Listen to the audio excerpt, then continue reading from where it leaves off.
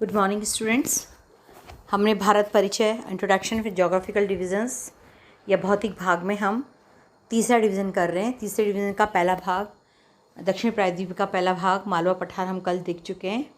आज हम दक्कन का पठार कर रहे हैं। दक्कन का पठार या दक्षिणी पठार जो हमारा है प्रायद्वीपीय भाग, ये ताप्ती नदी के दक्षिण से स्टार्ट होता है। नर्मदा से ऊपर का हिस्सा पूरा मालवा पठार था बच्चों, और ताप्ती नदी के दक्षिण से पूरा ये भाग स्टार्ट होता है और ये 3 लाख वर्ग किलोमीटर क्षेत्र में फैला हुआ है। इसमें वही हमारे उधर से चले हम तो मध्य प्रदेश, महाराष्ट्र, कर्नाटका, तमिलनाडु और आपका तेलंगाना, आंध्र प्रदेश, झारखंड, ये सारे हमारे ज़िले इसमें आते हैं। ठीक है। अब बच्चों यहाँ पूरा ये लावा से बना हुआ है।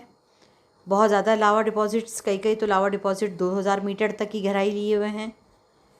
उत्तर पूर्व की ओर हमारे यहाँ लावा जो है वो कम है, पर दक्षिण की तरफ जैसे जैसे जाते हैं वैसे वैसे लावा की डिपॉजिशंस की बनी हुई मिट्टी या भूक्रस्ट उसमें गहराई देखने को मिलती है।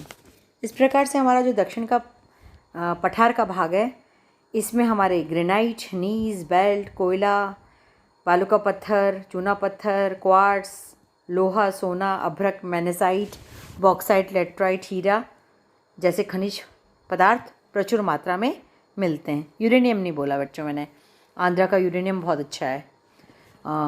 अभ्रक बहुत अच्छा है आंध्र प्रदेश का, हरा और पिंक कलर का, तो ये थोड़ा सा ध्यान दीजिएगा। और ये सब बच्चों मैंने जियोलॉजिकल स्ट्रक्चर जो भारत का बताया था आपको जीके के पॉइंट ऑफ व्यू से, उसमें मेरे 5 या 6 वीडियो बनाए मैंने, वो आप उसमें अच्छे से फिर से देख लीजिएगा बेल्टों के लिए। अब बच्चों क्या है कि दक्षिण का जो प्रायद्वीपीय भारत है हमारा, दक्कन का पठार, दक्कन का पठार ही बोलेंगे क्योंकि हम इसको बार बार कर रहे हैं। तो बच्चों इसमें हमारा ये देखेंगे कि लावा मिट्टी है मैक्सिमम, और जो कोंकण प्लेटो है, और नीचे दक्षिण में मालाबार है थोड़ा सा भाग, और सौराष्ट्र क्षेत्र। ये जो अलग अलग क्षेत्र हैं जो कि पश्चिमी घाट और पूर्वी घाट के रूप में इसमें आएंगे, तो उसमें हम ये देखते हैं कि जो मालाबार कोंकण जो क्षेत्र है उसमें पूरी लेटराइट लाल मिट्टी मिलती है। केला, काजू और नारियल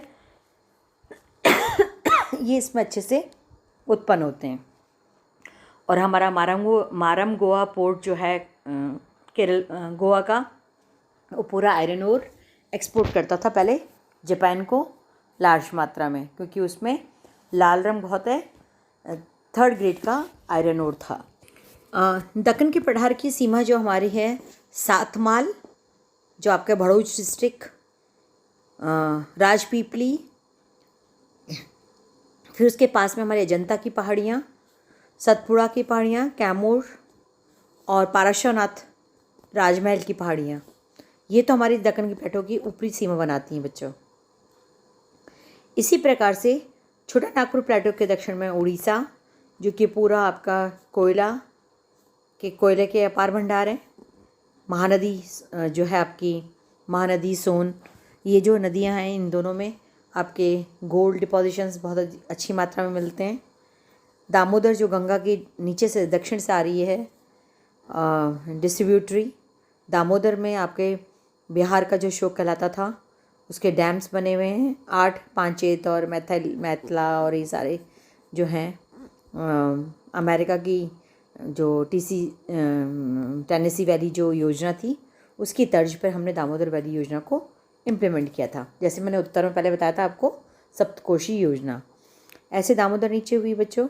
इसके बाद क्यूझर, बोकारो, जरिया, ये सब हमारे आयरन, कोल और लोहे के डिपॉजिशंस हो गए नीचे तक। इसी प्रकार से बच्चों यहाँ पर ये जो विशाखापट्टनम वाला क्षेत्र है, विशाखापट्टनम मतलब ये उड़ीसा और आंध्रा का जो भाग है, इसे महेंद्रगिरी पर्वत बहुत ऊंचे पठार हैं, पर्वत श्रेणियाँ हैं, और दक्षिण में आपकी नीलगिरी, नल्लामलाई और अन्नामलाई पहाड़ियाँ हैं। और इस प्रकार से जो अजंता और पश्चिमी घाट जो हमारा बनाया है सह्याद्री, ये हम अब दूसरे भौगोलिक क्षेत्र में करेंगे।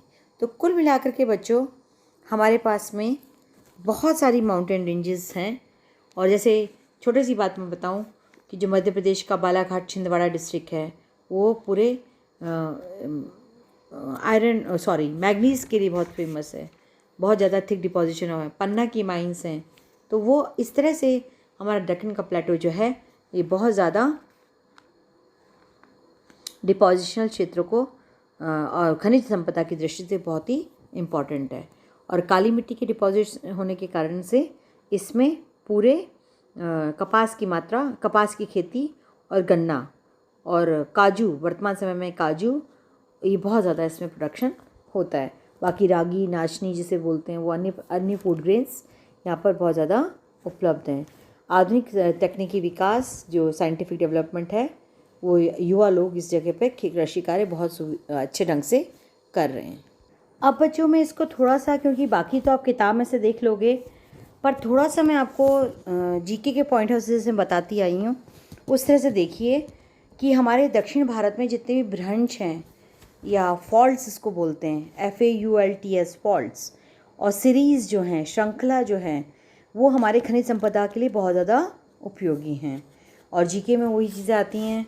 और प्लस जो हमारे भ्रंश हैं वो हमारे नदियों उद्गमों के लिए, यानी दक्षिण भारत की जो नित्य वाहिनी पेरिनियल रिवर्स हैं वो भूमिगत जल से उत्पन्न हुई हैं, इसलिए वो भ्रंश भी हमें पता होना चाहिए, क्योंकि हम थर्ड ईयर के स्टूडेंट्स हैं।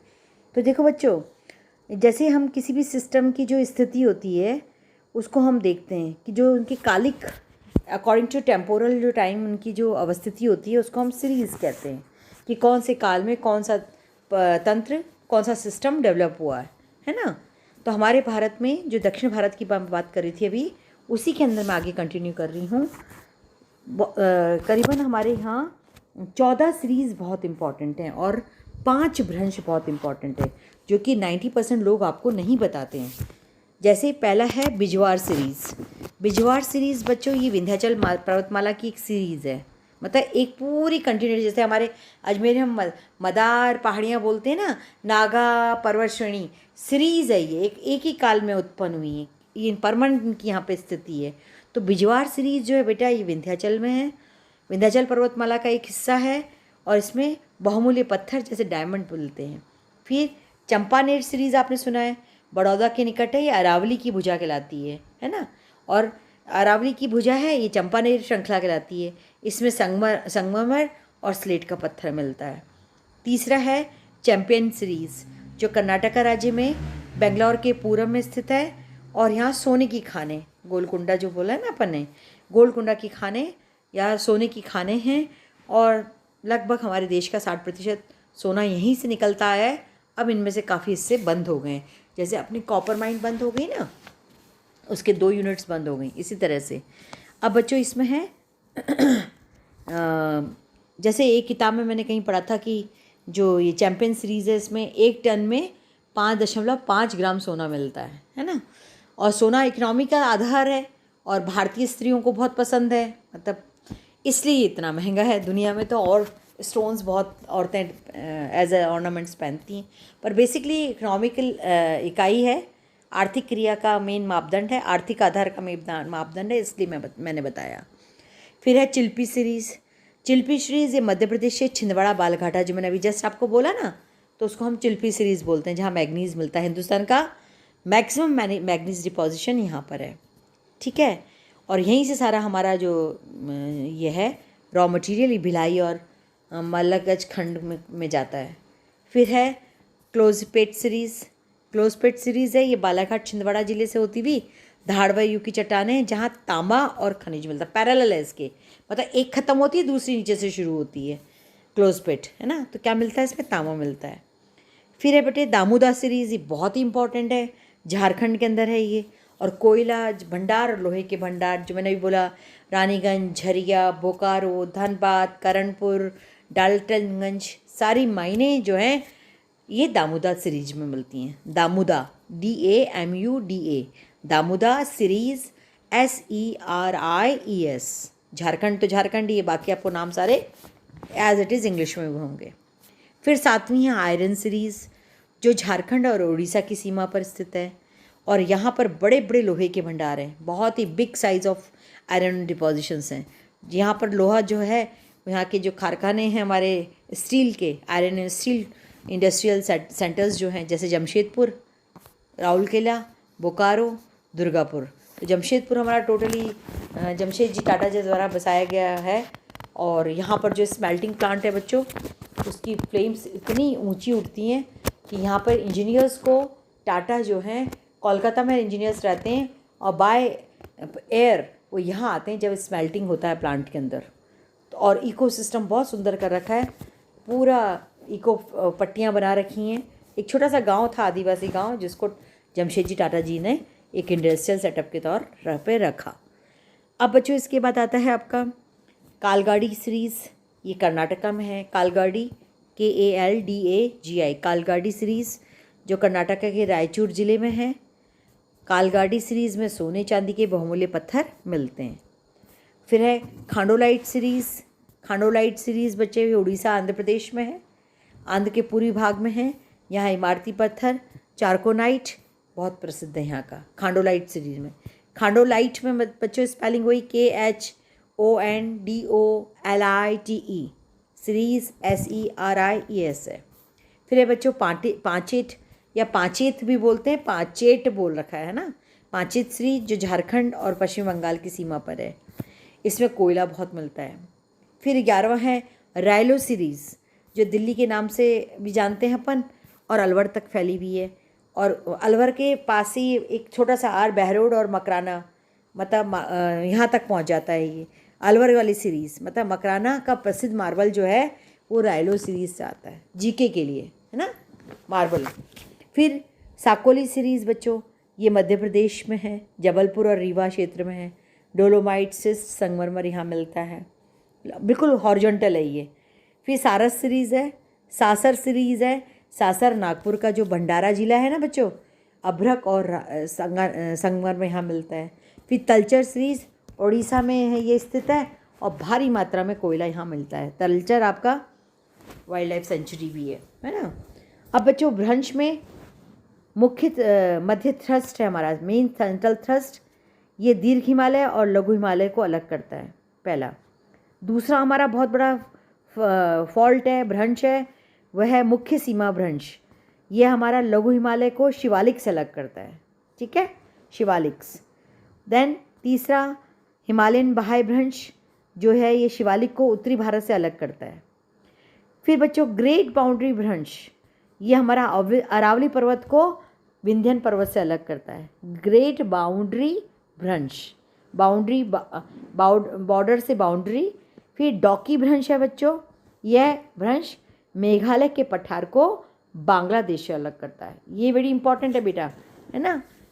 डॉकी भ्रंश मेघालय को बांग्लादेश से अलग, एकदम जैसे मेघालय तो एकदम टॉप पे है, और मेघालय में आप शिलोंग से देखेंगे तो बांग्लादेश में बिल्कुल समतल नदियों का जाल दिखता है और केवल खेत ही खेत दिखते हैं। तो ये डॉकी भ्रंश आपको ऐसे याद रहेगा।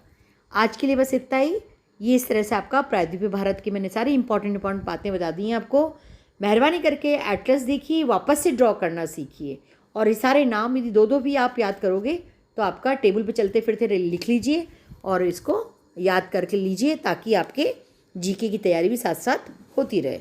ठीक है, आज के लिए इतना ही। Thank you so much.